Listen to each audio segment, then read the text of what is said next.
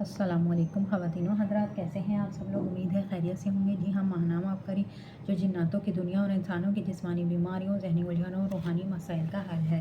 آج اس میں ٹاپک ہے جنات کی خباثتوں نے زندگی اجاڑ دی۔ ابھی جوانی کی دہلیز پر قدم بھی نہ رکھا تھا کہ کچھ روگوں میں مبتلا ہو گئی۔ رات کو جسم پر سخت دباؤ محسوس ہوتا اور جسم جکڑنے لگتا۔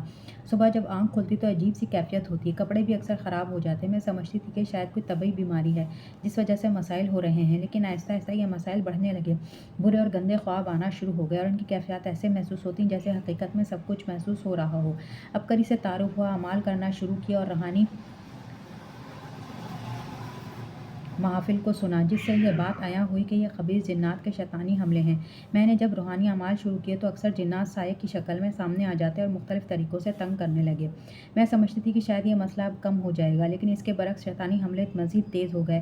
ایسا وقت آ گیا کہ جنات کی ان خباثتوں کی وجہ سے میں روزانہ ناپاک ہو جاتی۔ اسی وجہ سے میں طبی طور پر بھی مفلوج ہونے لگی، حتیٰ کہ میری گروتھ بھی رک گئی اور انہی کی وجہ سے تعلیم میں بھی کافی حرج ہوا اور نقصان اٹھانا پڑا۔ زندگی کے مختلف شعبوں میں رکاوٹیں اور ناکامیاں سامنے آنے لگیں، مگر میں نے ہمت نہ ہاری۔ ایک دن آپ کی روحانی محفل میں سنا کہ جو شخص ظاہری اور باطنی پاکیزگی چاہتا ہے وہ عصر کی نماز کے بعد سانس روک کر تاک میں لا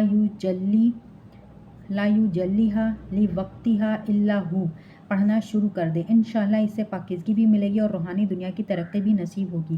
آپ کے یہ الفاظ میرے دل کو لگے۔ چونکہ جنات کی خباثتیں بھی مجھے پاک نہیں رہنے دیتی تھیں، اس لیے میں نے عصر کی نماز کے علاوہ بھی اس وظیفے کو دن میں مسلسل سانس روک کر پڑھنا شروع کر دیا۔ اس کے علاوہ 625 بار بسم اللہ کا تعویذ بھی لکھ کر اپنے پاس رکھ لیا۔ ان اعمال کی برکت سے اب جنات کی خباثتیں ختم ہو چکی ہیں۔ کبھی کبھار ڈراؤنے خواب آتے ہیں، مگر پہلے کی نسبت کافی کم ہو چکے ہیں۔ تو خواتین و حضرات، آج کے لیے اتنا ہی۔ ملتے ہیں اگلی ویڈیو میں۔ اللہ حافظ۔